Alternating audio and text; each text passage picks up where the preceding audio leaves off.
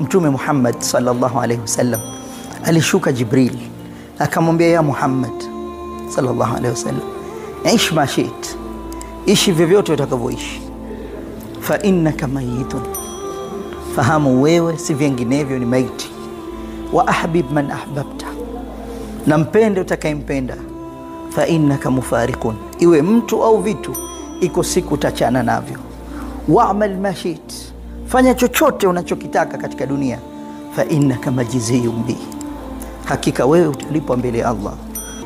Kisha akasema na yeye maneno yake, kun fi dunia, ishi katika hii dunia, kuwa katika hii dunia, kaannaka gharibu, kama kwamba wewe ni mgeni, kaannaka gharibun. Sasa jiangalie mimi, angalia na wewe, tunaishi wageni duniani au wenyeji? Tumejikusanyia, tumejenga, tumeimarisha, tumeweka mpaka mwanadamu anaomba tu bado. Allah akikupa vyote utafika wapi? Ulivyoviomba tusheka. Ishi kama mgeni, Mtume anakupa maisha ya kuishi, kaannaka gharibun au abiri sabili, kama sio mgeni ishi kama mpita njia. Kisha akazungumza akasema, mali walidunia, kwani nini mimi na dunia?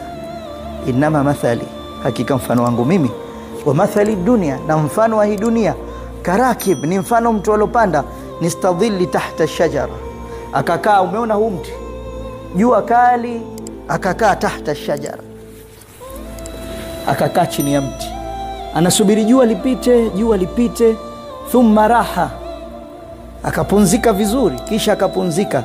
Sasa jua lishakwenda, akishapata hali ya hewa nzuri, watarakaha, Mtume anasema hayo akashapata, kapumzika, mti huu ataukata ende nao nyumbani, atauacha.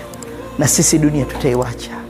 Basi Allah tujalie dunia iwache kabla haijakuacha, ijenge kaburi lako kabla hujaingia.